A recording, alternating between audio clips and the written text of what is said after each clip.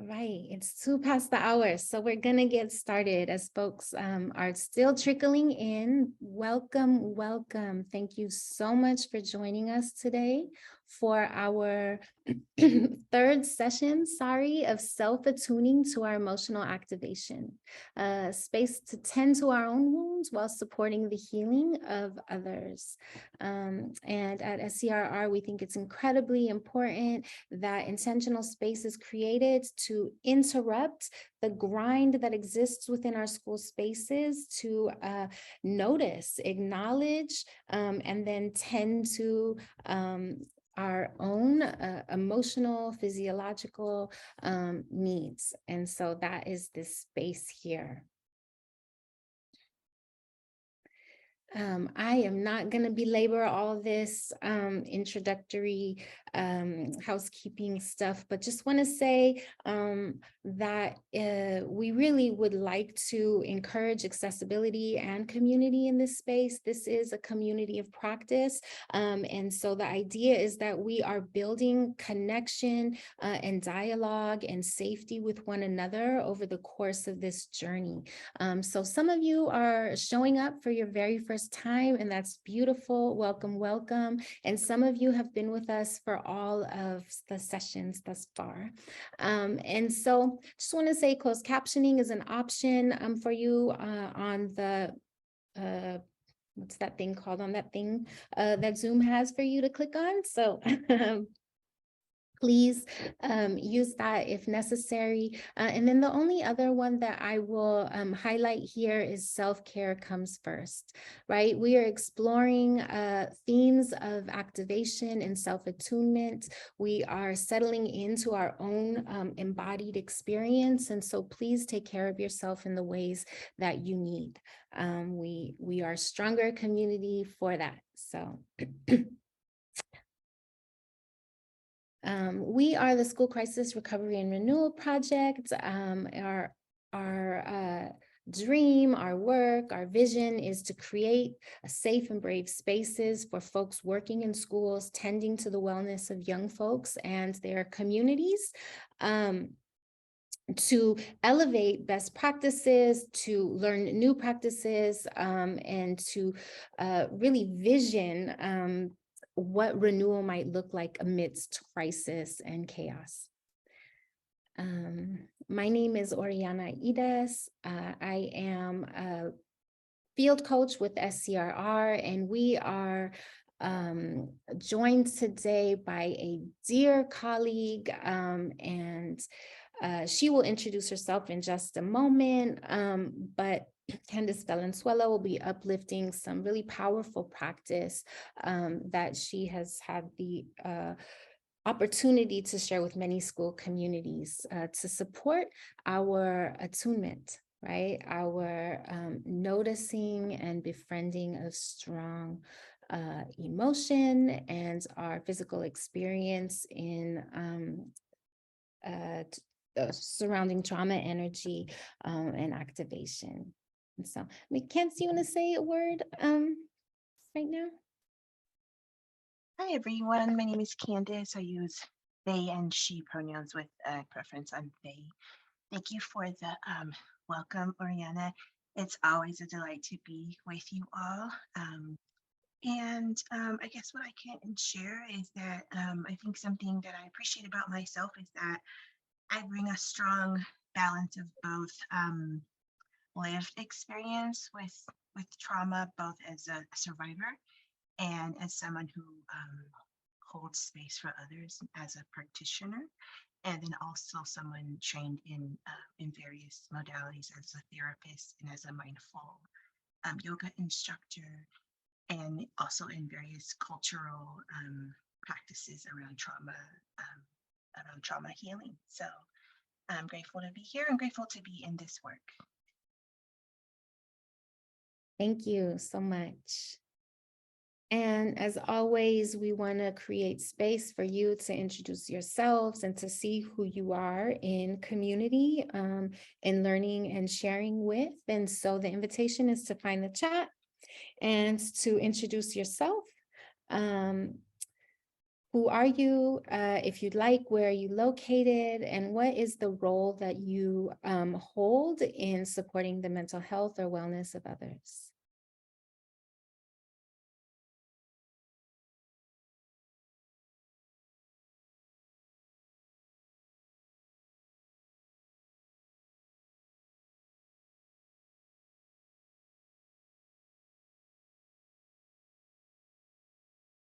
And as you're sharing, I invite you to also scroll through and read. Um, the pandemic has stolen so much from us, but I really am moved every time to see folks joining from across space and location. We have someone from Bangkok, Thailand last week that was with us in community, and there's just so much to learn from our different spaces. And so we have Oregon and Denver, Orange County, San Diego, Oklahoma, and a real variety of roles as well here in this space. So Candace and I have some framing and facilitation that we are planning to share, but we also truly want to uplift your wisdom, your lived experience, and your practice in this space as well. So we will spend a few moments arriving together as we always do. And the first is with a land acknowledgement that I'll read aloud and allow you to listen and feel into as much as possible. And after that, I'm going to offer a guided meditation to support us in building a space of refuge within us. So just a little preview around how we'll be spending the next 5 minutes. And so here we are. An invitation to have your camera off, engage however feels accessible to you. But our journey today begins with the acknowledgement that we, as displanted diasporic people, often a result of historical force, reside on unceded sacred indigenous land, past, present, and future. We offer this land recognition and solidarity with the indigenous peoples of Turtle Island in the effort and deliberate intentions towards decolonization. We recognize the historical colonialism and ongoing colonialism that has led to the present day circumstances where land acknowledgements are offered in place of land. Since our activities are shared digitally to the internet, let's also take a moment to consider the legacy of colonization embedded within the technology, structures, and ways of thinking we use every day. We are using equipment and high-speed internet not available in many indigenous communities. Even technologies that are central to much of our work leave significant carbon footprint, contributing to change in climate that disproportionately affect indigenous peoples worldwide. I invite you to join us and acknowledge all of this as we as well as our shared responsibility to make good of this time and for each of us to consider our role in reconciliation, decolonization, and allyship. We also acknowledge that this country would not exist if it were not for the free enslaved labor of Black people. We honor the legacy of the African diaspora and Black life, acknowledge and skills stolen due to violence and white supremacy. While the movement for justice and liberation is building and we are witnessing the power of the people, many are still being met with violence and even being killed. We honor also the contribution of immigrants seeking safety and relief, many of whom provide labor critical to this country's thriving.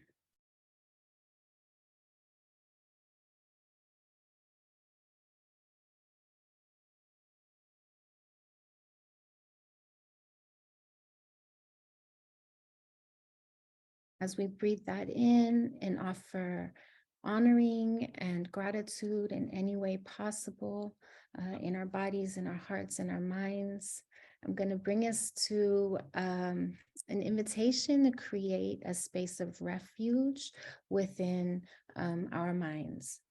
I know for so many of us, our professional work is deeply personal, and the commitment and energy in which we meet the needs of our community is often full force.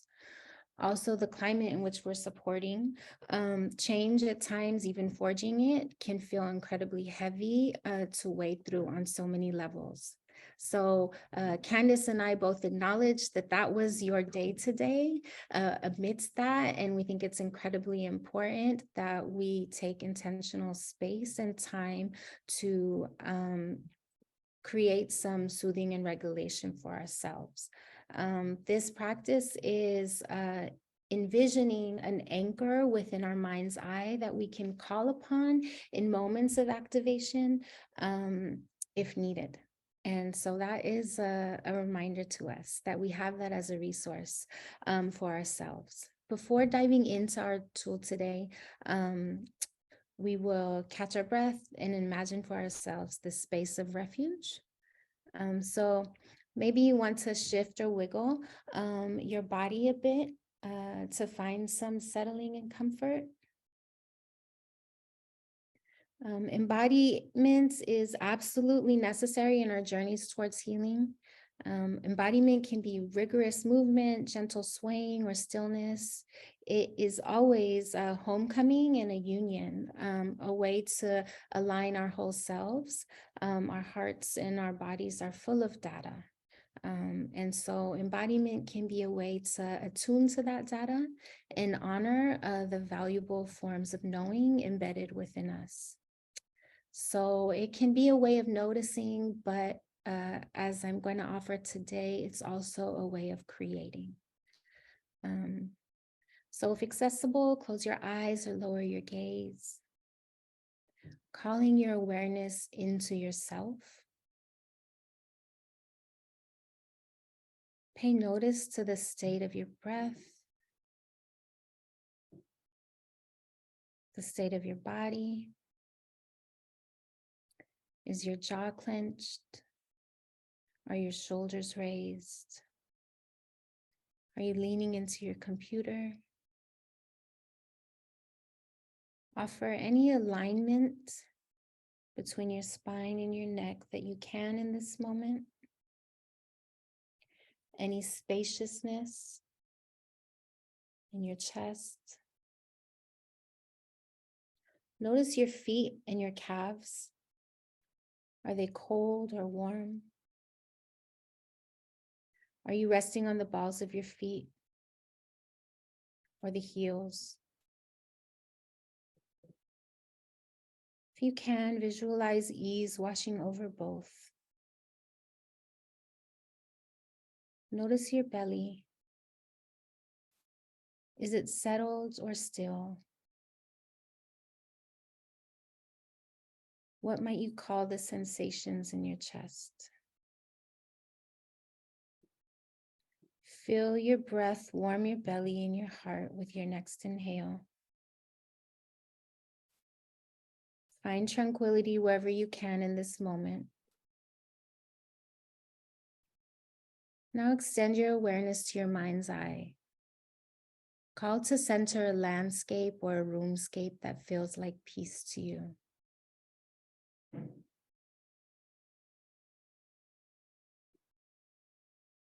With a settled breath, construct that space. What objects or elements of nature are present? What textures or structures, sounds, sensations exist within this space?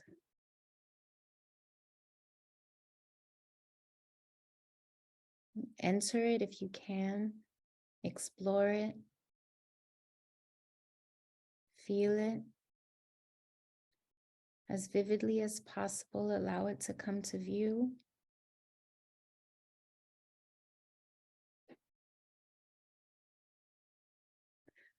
Whatever peace you're generating in the creation of this space, allow it to wash over your entire being.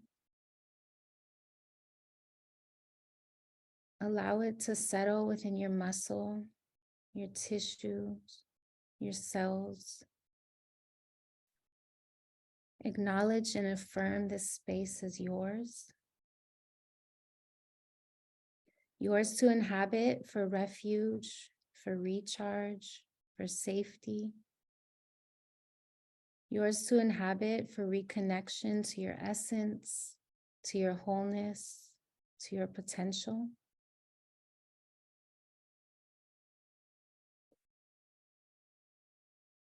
Notice how soft your breath has become. Notice the stillness in your body. Feel your feet once again.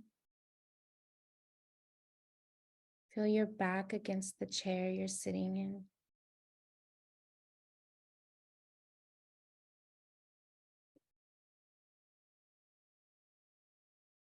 And open your eyes if they're closed. Raise your gaze if it's lowered. Look to the four corners of the room that you're in, noticing any window, any greenery, noticing the door.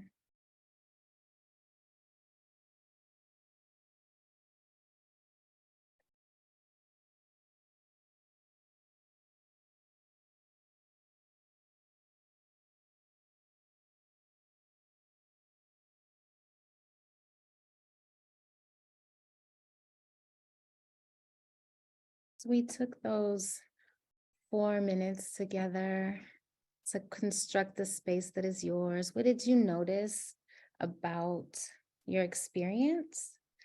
Um, and then also, what did you know about the space of refuge you created?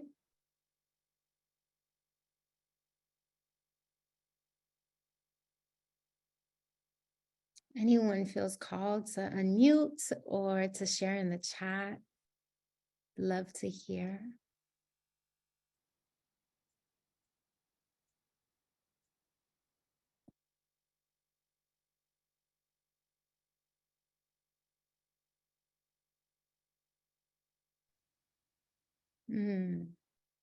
My space was full of nature and the people I love most. My body became heavier as I relaxed more. Relaxing. Just remember I was not breathing. Hey. Could actually feel the beach, the coral bits in my hands. Thank you. Okay, that's a fall asleep. More present, more aware. Okay, beautiful. Thank you for engaging in that practice. For me, often when I engage in mindfulness, I notice the discomfort that sometimes I'm able to really access calm and connect with my breath, but just as often I notice discomfort. And there were moments where I was like, I don't want to do that, or I shouldn't do it because of the discomfort and the dis-ease. And I'm coming more to a space of that's really important information that I need to know, that I need to be reminded of how uncomfortable stillness or quietness or connecting to my own essence or making effort towards wholeness can be for me. And so thank you for the bravery, the vulnerability that it took to lean into that practice as much as possible.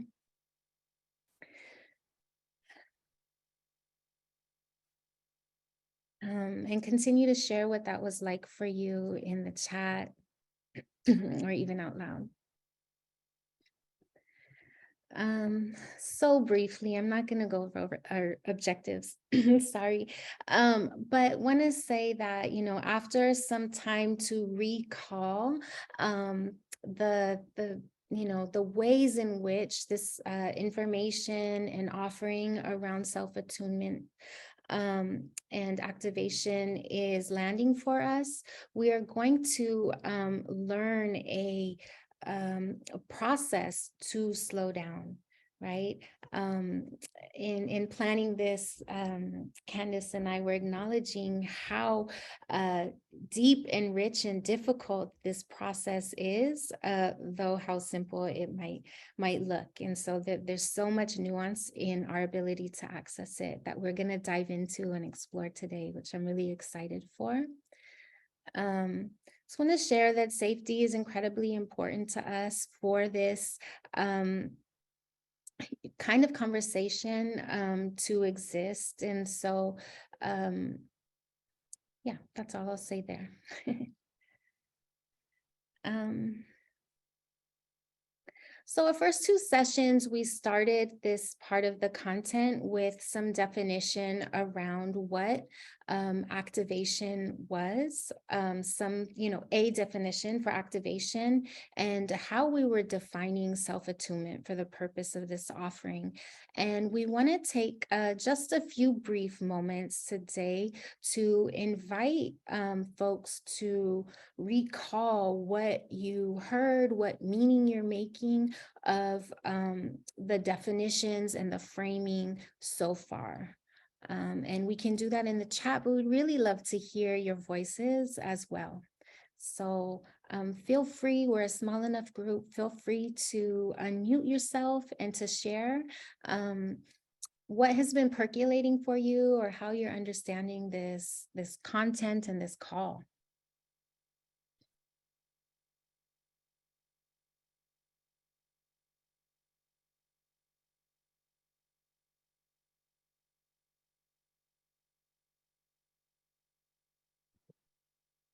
I'll just share that I really feel like taking the time for myself and giving myself time to reflect on my own feelings and emotions and things coming up in my life.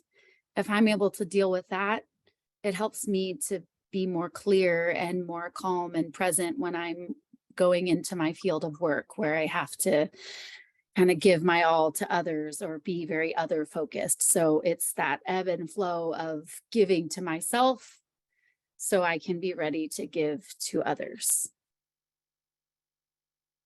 Beautiful. Thank you. Thank you. Yeah, and the framing around attuning, so often it is so that we can pick up on the energy, the nuanced needs of others. And this is very different. This is self-attuning, right? Definitely in service of our work, but in service of ourselves, so importantly. Gabor Mate explains that as therapists, we are mirrors for our clients. And if we don't take the time to kind of clean our mirrors, then we're not able to attune or align or mirror back appropriately what it is our clients or our young folks are needing from us.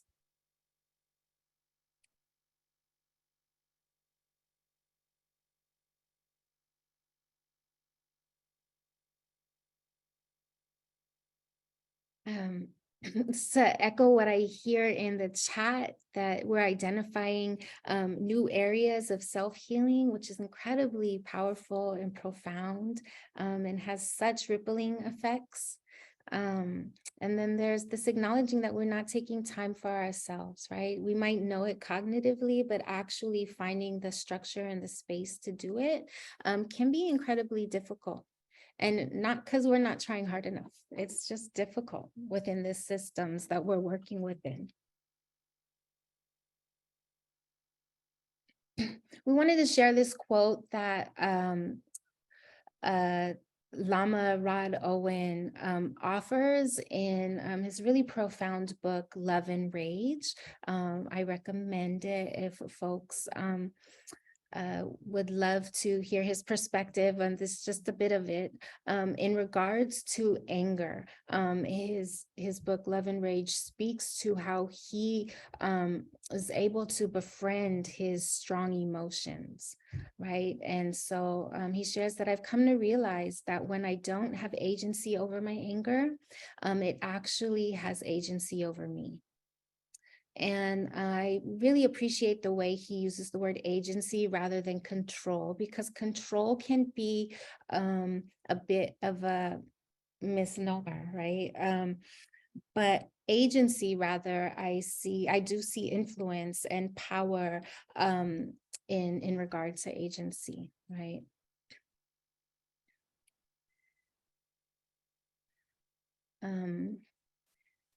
Anger, many of us recognize or understand as a secondary emotion, and that embedded beneath our anger are other feelings that can be quite bewildering to access. Right. And so I love here this chart that beneath the anger, and only when we slow down to befriend it, to listen in to what it might need or want from us, or what it might be telling us, can we recognize what's beneath it. Shame, guilt, hurt, frustration. And you think about, acceptable emotions in our society, anger is quite normalized and acceptable, and especially for a lot of our young folks. They are conditioned to be able to share anger, express anger in ways that isolation or embarrassment or shame are not as acceptable or accessible, right? And then it becomes accessible or inaccessible. I'd love, at any point, the invitation is to unmute and to share your understanding of this, or how you incorporate understanding of secondary emotions, or anger, befriending it into your practice or into your own lives. Because we started with embodiment, I want to kind of follow that train and provide us an opportunity to think about what it is our body, the ways in which our body might be expressing anger or strong emotions untended to. And so I have a Jamboard link that I'm going to share in the chat for all. And the invitation is to give seconds for folks to click on the link. And I see people in it. Lovely. So the way you use Jamboard, if you're not familiar with it, is to come over to the text box or to the sticky note on the left-hand side of your screen. And the prompt is, where in your body might you experience strong emotions when unattended, or in its initial communication to you? And so however you desire, mark it up in the body, provide note. What sensations arise within your body? Where do you feel them?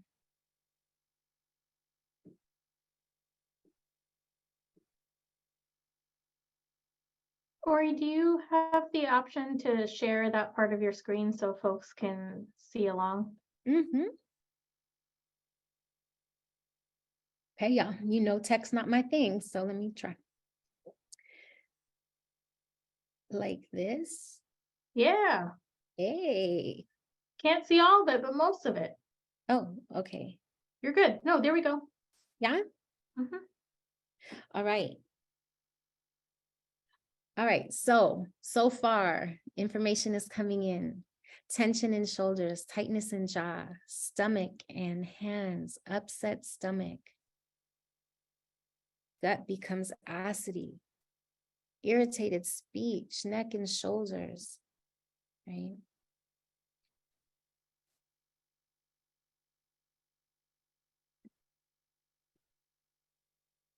Many of us experience this type of discomfort or pain even at various points throughout the day.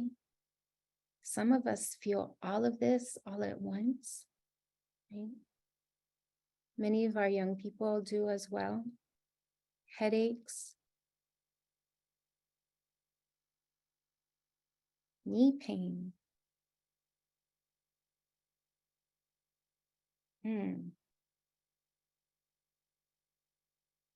When I look at this, I see chaos, I see stuck energy, I see fire.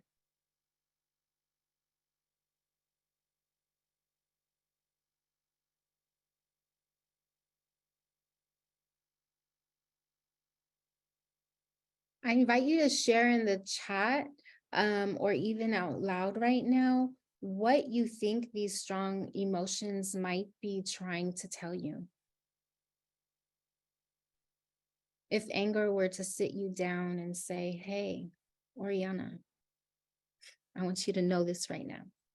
Yeah, I think what comes up for me is usually when I feel that it's pay attention, right? Mm. It's almost like pause and pay attention, especially when that tightness, it's this heavy tightness, almost like where you even, if you even try to touch it, almost hurts, Mhm. right?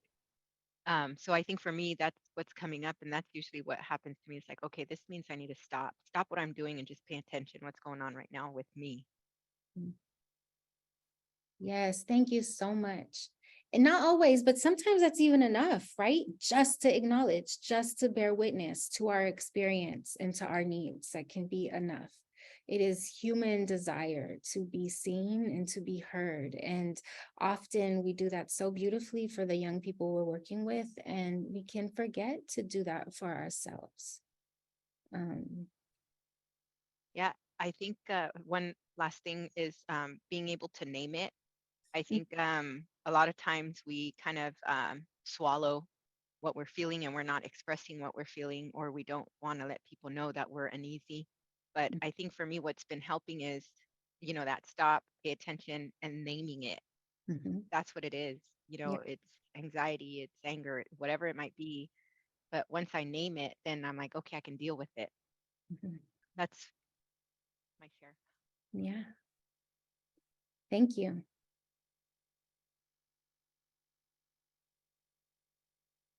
Thank you. Continue, please, to share and to be in conversation with this content and with us. We're all gaining insight from your share. So thank you. I'm just figuring out how to get my slide share back. Okay. So I'm going to hand it over to Candace, but before I do that, I just want to share this one last quote by Lama Rod Owens, and I urge you to read his book if you have time or find him online. When I am rooted in love, anger reveals itself as trying to point us to our hurt. And when I'm taking care of my hurt and loving at the same time, the energy of anger becomes an energy that can help me cut through distraction and focus on the work that needs to be done. Right. Again, that's the befriending, the compassionate witness to my own experience. And so with that, I'm going to hand it over to Candace. I'm really excited for what she has to share with us. And yeah. Thanks, Ori, and really appreciating this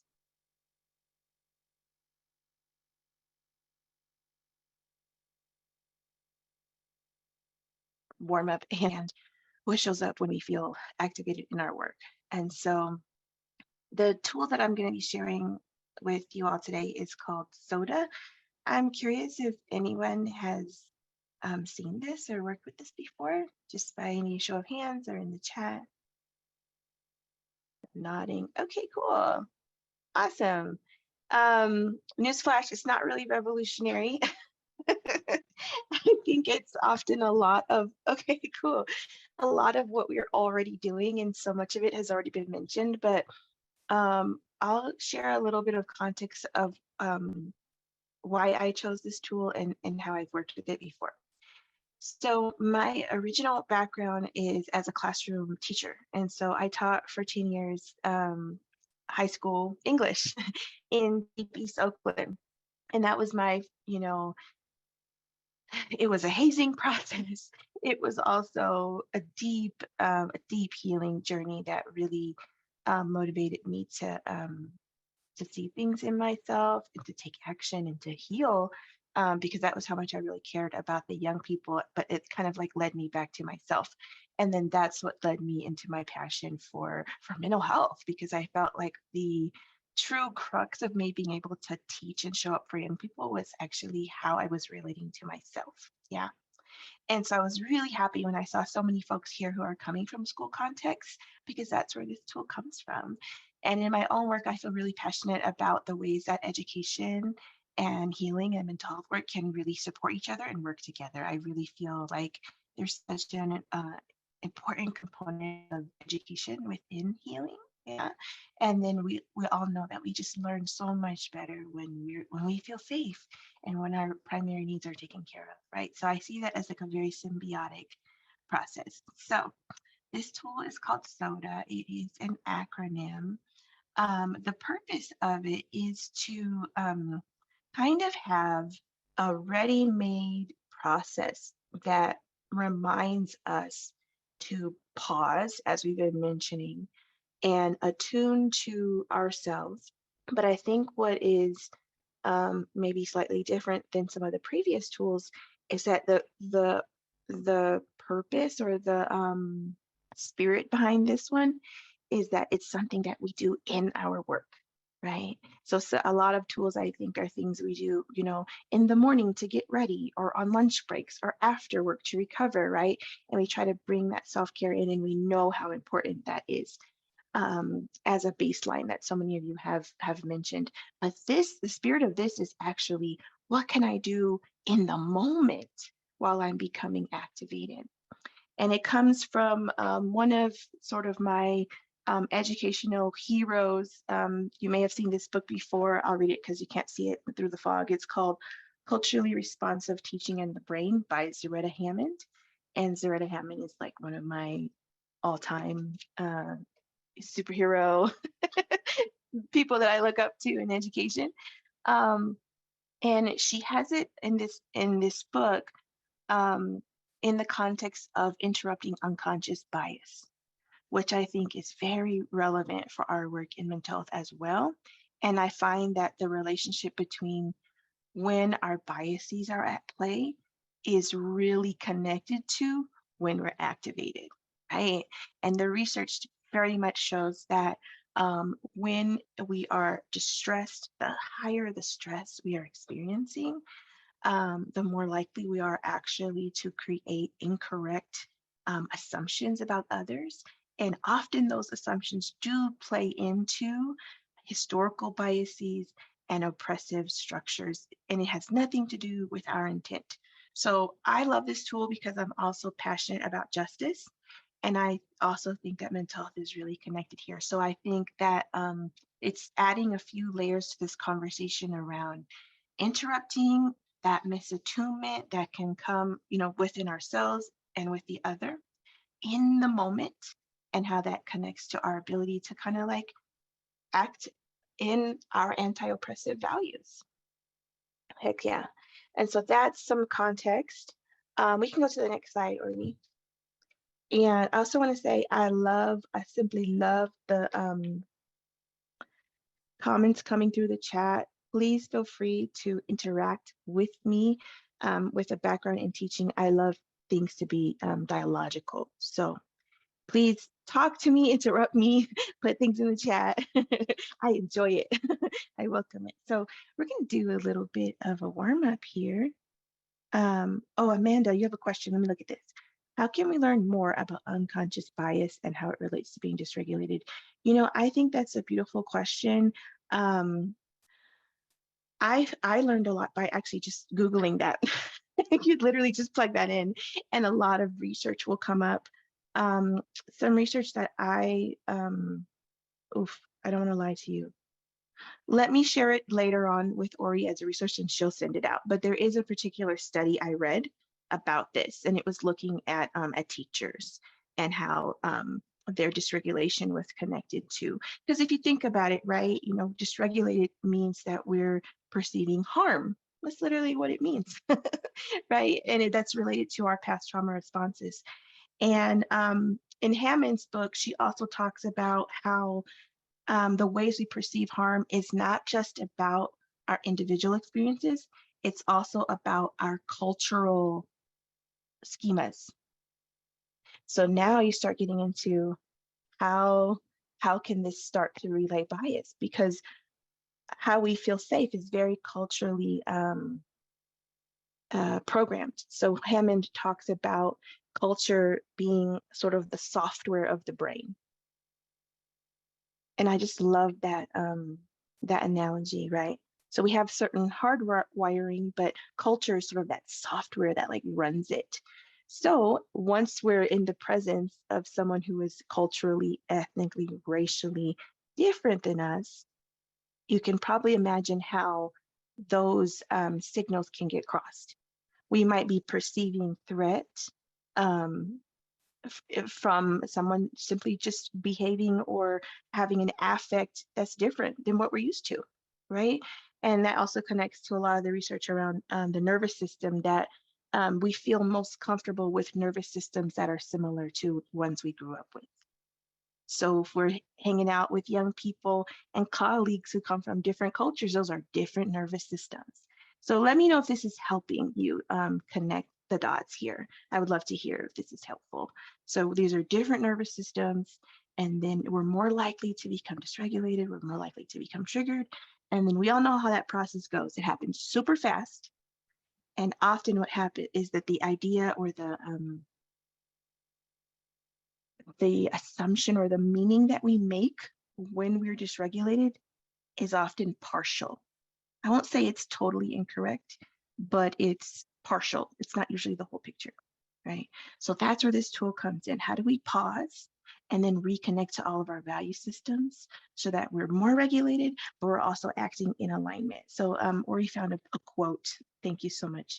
It says, think of the physical structures as the brain's hardware and culture as the software that programs it.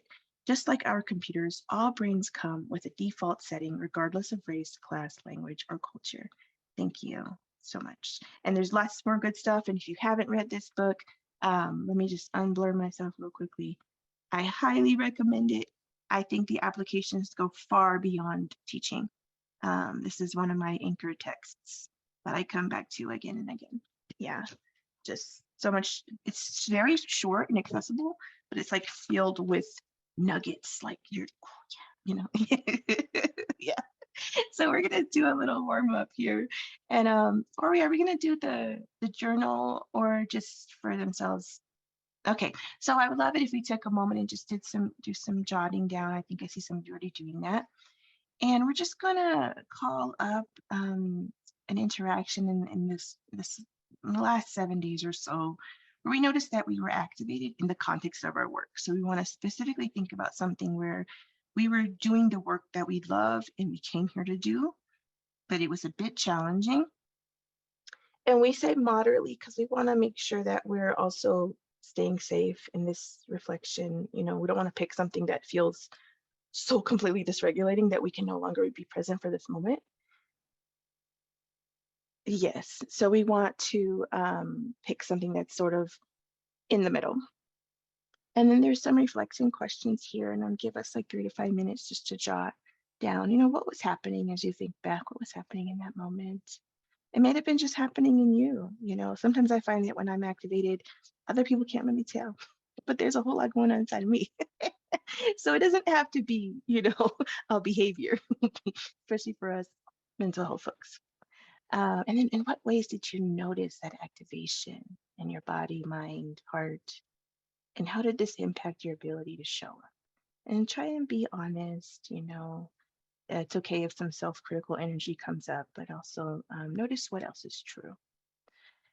And what methods of self and or community care did you utilize in that moment, during and after when you were activated? What did you do to kind of take care of yourself? Or did you wait till after? Did you kind of just move on? And as you're reflecting, I want you to think, you know, if you could go back, what would you do differently? You know? And this could be, you know, at your place of work, with your clients, with your colleagues. If you're not currently working, but if you are a parent like me, you get lots of juicy opportunities to practice every day. So take your pick.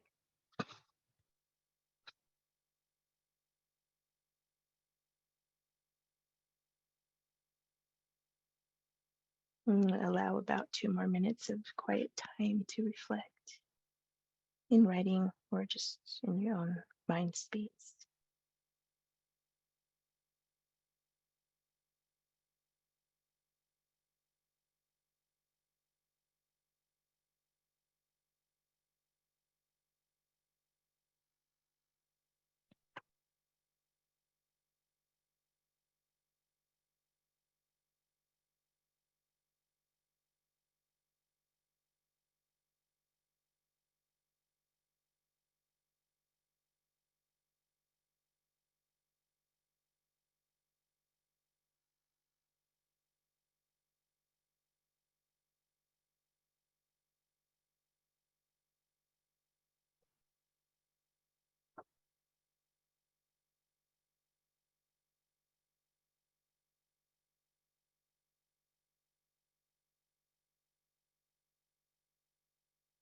Okay, taking 1 more minute to either finish the thought that you're on, or if you're done and that interaction was challenging, maybe sending yourself some self-compassion as you remember that moment. I have 100% confidence that you did the absolute best that you could in that moment.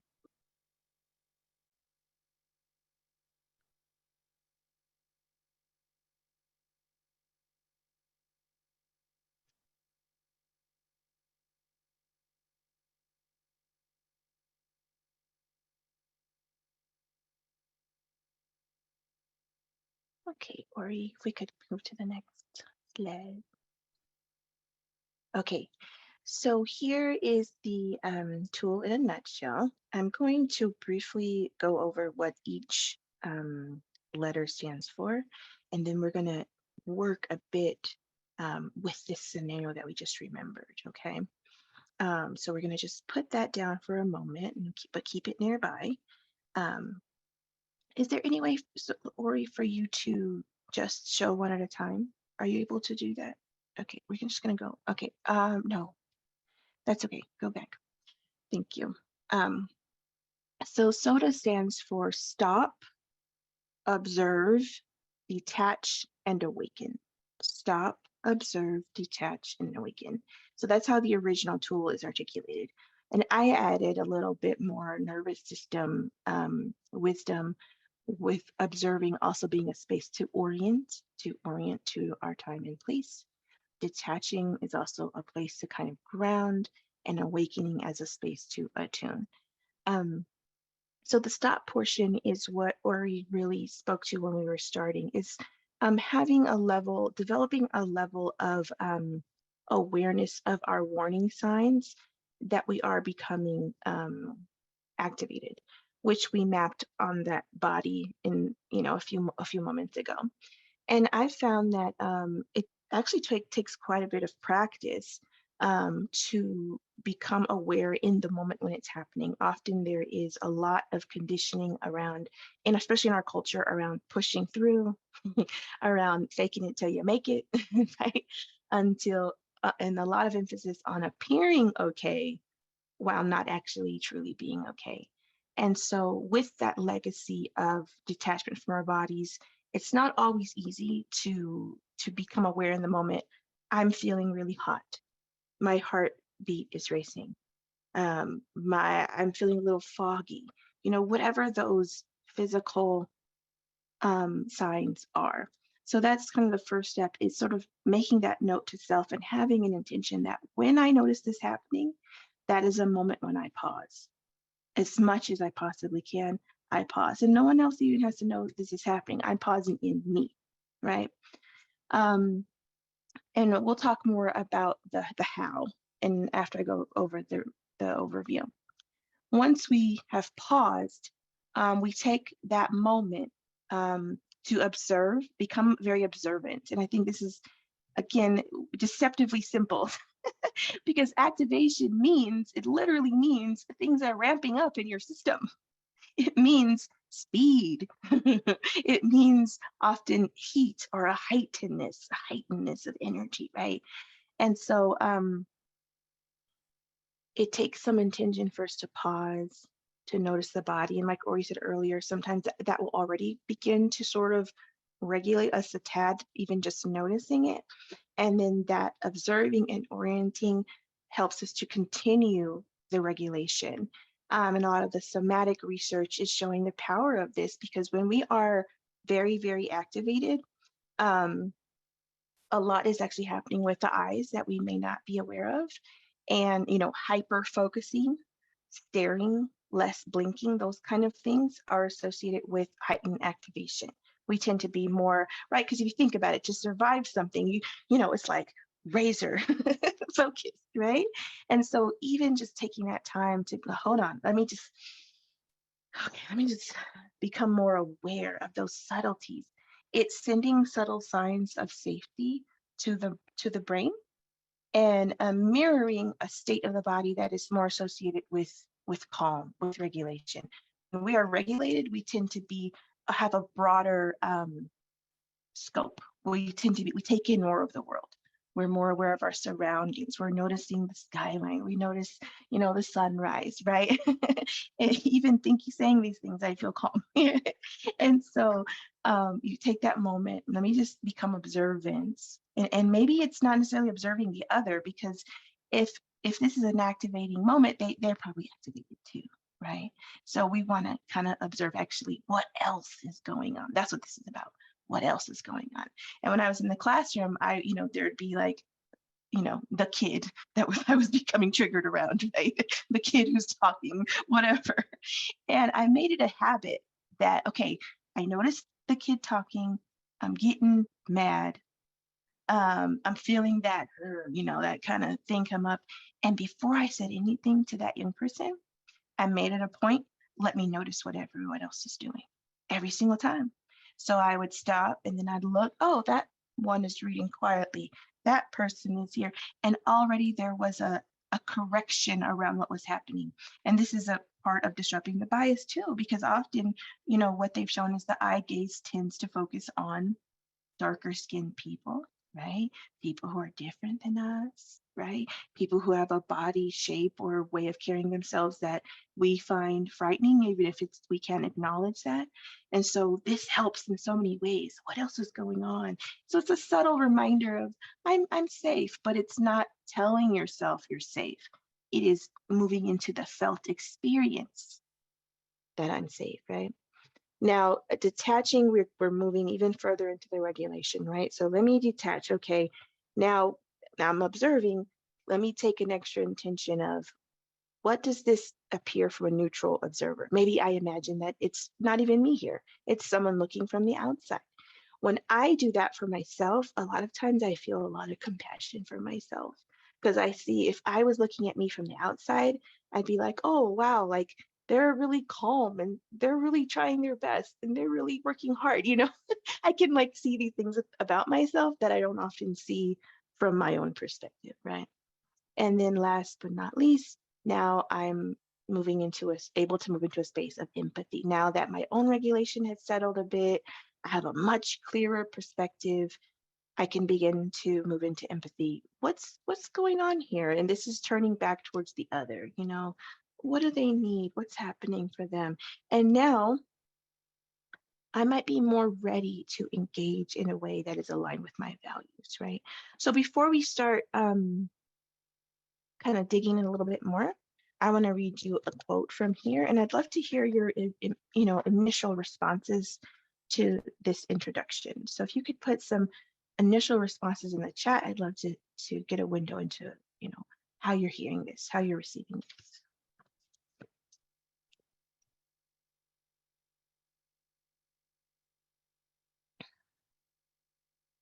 You're also welcome to come and just use your voice too. That's totally welcome.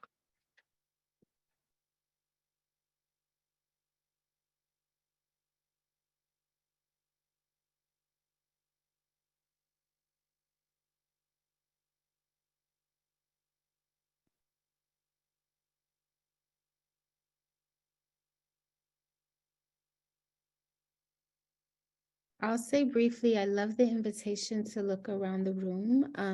When I was teaching and I would see kid over there, cutting up or not, doing what I had intended, I would build the story that my lesson was a failure, that I wasn't meeting the needs of young people, that I shouldn't be in the classroom. Like, this long, long list and whole story begins to balloon, right? But no, I look around the room and they're working together. They're, so-and-so's reading, or, and so I love this. Thank you. It saved my life many, many times. And what you just shared around that self-critique, I've coached many, many teachers, school-based workers, principals, school leaders, counselors. That's part of what I do. And I'm going to tell you right now, and people have shared really vulnerably with me. So sometimes I'm called into schools like after something kind of damaging has already happened, and there's a desire to like repair, right? And what I've seen more often than not is that self-criticism is so often the root of whatever the thing happened was, including a biased action, right? A lot of times we talk about bias as if like it's this prejudice or judgment of the other. And I think we leave out that before that prejudice happens, it's usually towards self first. And so many times that's actually what happened, that person was feeling insecure, feeling unprepared, feeling powerless. So often when we're activated, the root is because we feel powerless.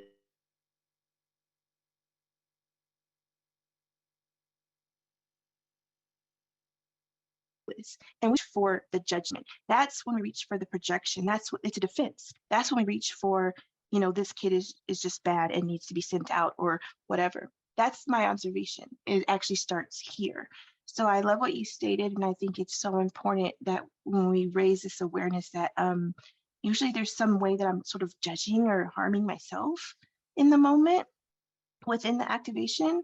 And when we can kind of tend to that, I think for me, it's a root cause. We're better able to see others with compassion, especially people that are very different from us and people who trigger us, So I want to read this quote, and then we'll continue our reflection. And Jennifer, thank you. I'm going to share what you wrote. It can be challenging to stop in a moment, but it's crucial, especially to get the perspective of a neutral observer so I can recalibrate. Yes, thank you. So I'm going to read this. This is from the book. And Hammond says, this strategy is based on neuroscience findings that tell us that if we are able to put as little as 10 seconds in between the time we get triggered and our reaction, we can preempt an amygdala hijack and avoid responding negatively. 10 seconds. And this also correlates to other research I've read around the nervous system, is that it's only somewhere between 9 and 10 seconds that it takes for a trigger to happen and those stress hormones to be released from, from the survival part of the brain. It happens that fast. And so while it might feel intimidating to interrupt this process, it's actually very attainable. And so my personal experience is that by raising awareness and using this process and practicing on a consistent basis, I've been able to do it rather quickly within that space of about 10 seconds. Heat, whatever the thing is. And some of us are more cognitive based than others. The research always wants us to do like bottom up approaches, but as a highly intellectual person, I use top down all the time and it still works for me. So one of my warning signs, and we can click to the next one, Ori, we're going to go step by step now and slow it down, and then you'll have time to process in groups. And so let's start with stop. If it's okay, you can go back to the scenario that you jotted about in the warm-up. And I want you to make a note of what those warning signs were for you. And here are some suggestions of possible things. Sometimes it can be hard, especially if we're under a state of chronic stress. It might not be so easy to differentiate because we might be feeling these things a lot. But for me, as a very, cognitively oriented person, one of my warning signs is that I just notice I'm being really judgmental. So we can notice the quality of our thoughts, right? So I can notice myself being like, oh, I could just hear that. Okay, Candace, let's take a pause. And then that will remind me, and I'll start to notice more of my body. And then it becomes really clear, okay, you're activated right now. So for me, I don't, you can start with what's easier for you, right? If body is not that safe of a place, start with the mind, start, pick what's going to be accessible. So, if you can take a couple seconds and like add any more additional warning signs for you. I tend to get really hot for myself. I tend to hold my breath.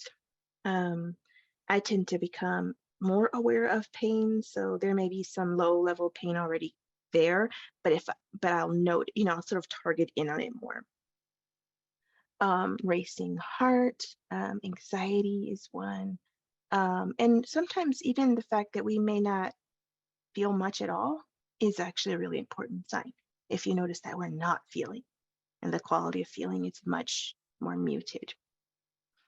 Any questions or comments or additions before we go into the next part of the tool?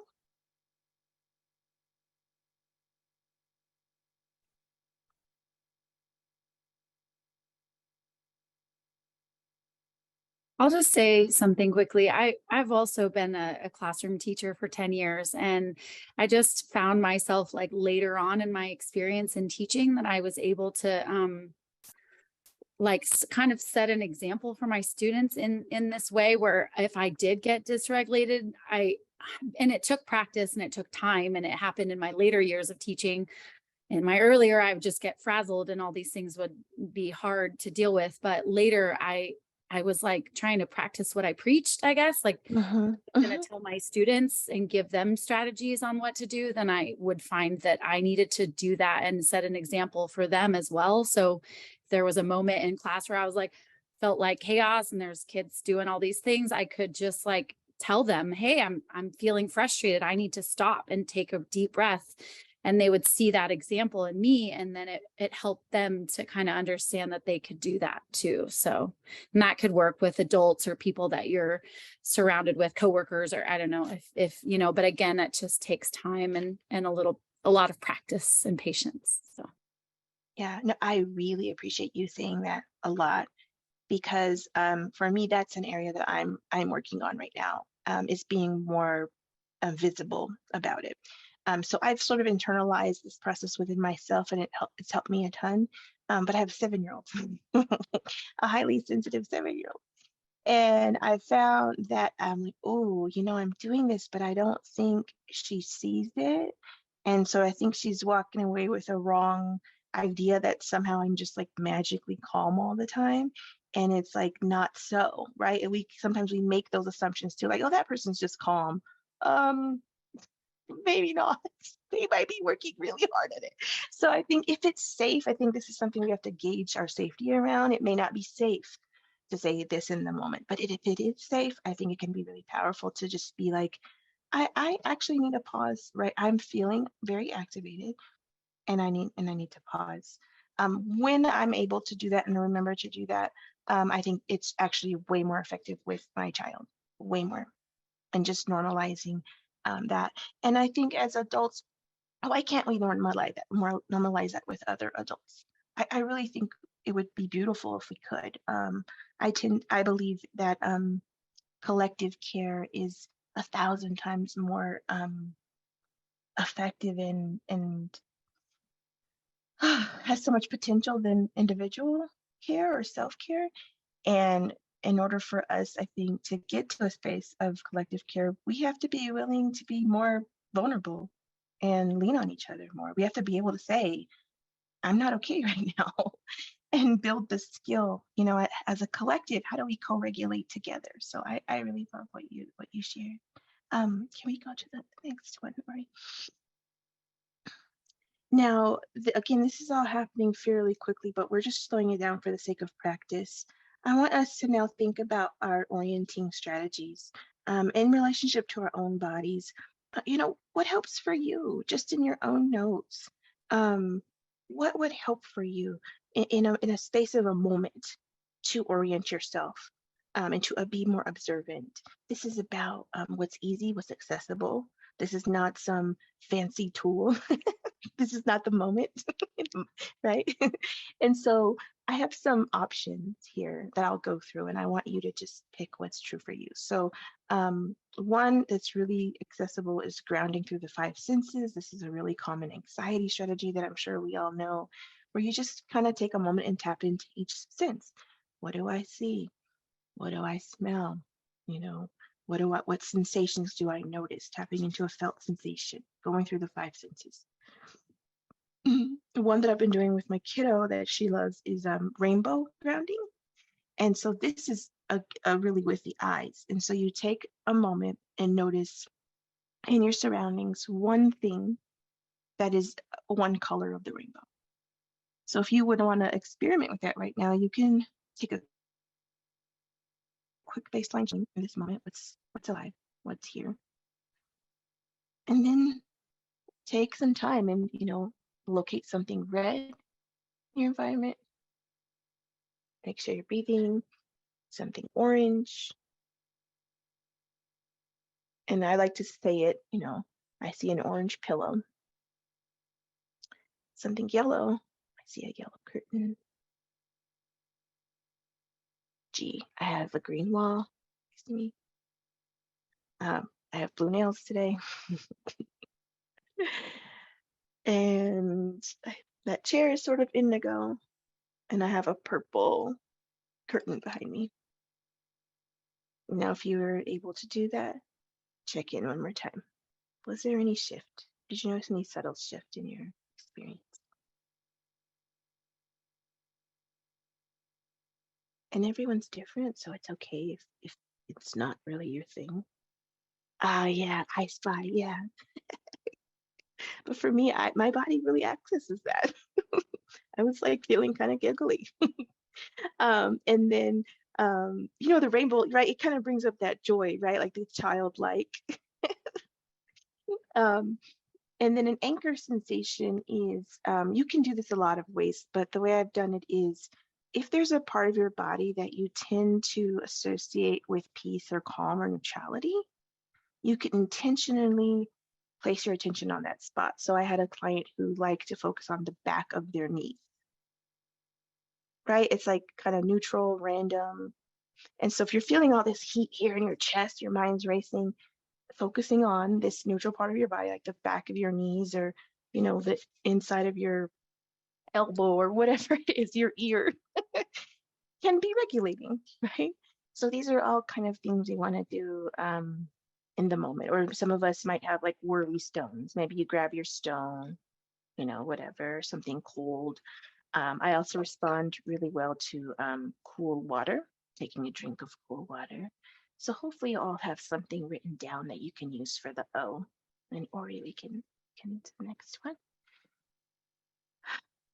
And then now that we are sort of feeling more regulated, now we're kind of starting to slowly move back towards the other. And for detaching, we first want to be able to access some neutrality. We talked about this already. What does the situation appear to a neutral observer, right? And along with this, I like to tap into my values. This helps me be neutral because this is, for me, I'll just speak for myself. Sometimes it's really hard to be neutral, or I might think I'm neutral, but there's actually a lot of judgment still at play. Okay. And I see this a lot with clients. I'd be like, so what would a neutral person say?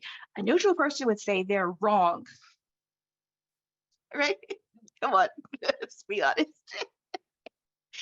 So I've added some value statements. Okay, who are you at your best, right? I bet everybody in here is such a compassionate person. I mean, that's why we came to this work, right? And then how is the other person at their best? This is really powerful when working with marginalized youth, because so often it's always the deficit view. And especially if you're working with any form of marginalized population, the deficits usually get uplifted the most. So you're taking that moment, what is freaking amazing about this person? And remembering it. Oh, that feels good when you can do that. And then settling into your intention. What's my actual intention in this moment, right? And it doesn't have to be all of this. Literally just one of these questions can be really helpful. And if possible, I like to activate into hope, okay, this is hard. I'm feeling more regulated. I'm feeling more, compassionate. What's the potential here? What's the potential for mutual healing, some expansion? What else is possible? My kid has one of those really strong what if brains. And she's always like, but what if this and what if that? And it's always terrible things, And so this is that same sort of idea. Well, what if it goes well?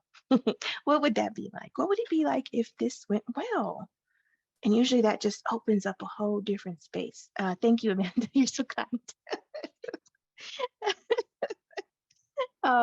But yeah, so for me, this is like detaching and then grounding into things that are more truer. Okay, Jennifer, let's see. I really struggle with this sometimes when it comes to other adults who it can be hard to see them at their best. Oh, I high key relate. I find that often other adults are the most challenging actors in our work. Yes. Mhm. And for that one, it really is hard. One pivot I've done is I may not know or have a good sense of what they are at their best, but I might try to imagine their intention. Even if it's a behavior that's like, I'm really struggling with it.